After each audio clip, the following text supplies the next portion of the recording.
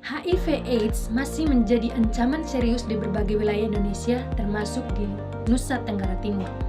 Kurangnya pemahaman masyarakat mengenai cara penularan dan upaya pencegahan turut memperberat situasi tersebut. Di sisi lain, nilai-nilai iman Kristen menekankan pentingnya menjaga tubuh sebagai bait Roh Kudus. Dalam pertama Korintus pasal 6 ayat 19-20, hidup dalam kekudusan dan menjalin relasi yang dilandasi kasih serta tanggung jawab.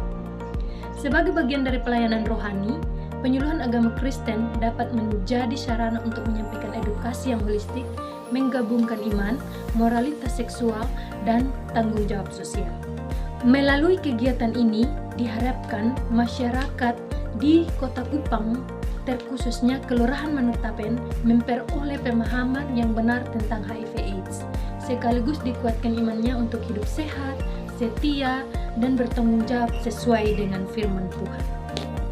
Adapun tujuan dari kegiatan ini adalah yang pertama, memberikan penguatan iman Kristen tentang nilai tubuh, kesucian, dan tanggung jawab dalam relasi interpersonal.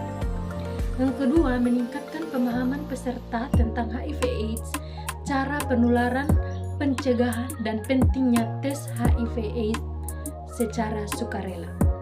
Yang ketiga, mendorong perilaku hidup sehat, setia dalam pernikahan, dan pengambilan keputusan yang bijak, khususnya di kalangan remaja dan pasangan muda. Yang keempat, menguatkan peran keluarga dan gereja sebagai pendukung utama dalam membangun generasi yang sehat secara fisik, mental, dan spiritual. Tubuh adalah bait Allah. Hidup sehat dan penuh kasih di tengah ancaman HIV/AIDS. Yang pertama, tubuh sebagai bait Allah. Tubuh manusia bukanlah sekadar wadah fisik, melainkan ciptaan suci yang menjadi tempat tinggal Roh Kudus. Pertama Korintus 6 ayat 19-20. Oleh karena itu, setiap orang percaya dipanggil untuk menjaga kesehatan dan kekudusan tubuhnya sebagai bentuk penghormatan kepada Allah. Pemahaman ini menjadi dasar bagi seluruh ajaran tentang gaya hidup sehat, termasuk dalam menghadapi risiko penularan HIV/AIDS. Yang kedua, seksualitas sebagai anugerah dalam komitmen.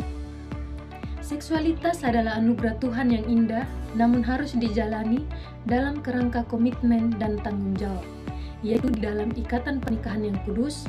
Roma pasal 12 ayat 1-2 mengajak umat untuk mempersembahkan tubuh sebagai persembahan yang hidup dan kudus, yang berarti menjauhkan diri dari perilaku berisiko seperti berhubungan seksual di luar pernikahan dan penyalahgunaan zat terlarang yang dapat menjadi jalur penularan HIV. Yang ketiga, HIV/AIDS sebagai kondisi medis yang dapat dicegah. HIV/AIDS adalah kondisi medis dengan jalur penularan yang jelas dan dapat dicegah melalui pengetahuan serta perilaku yang benar.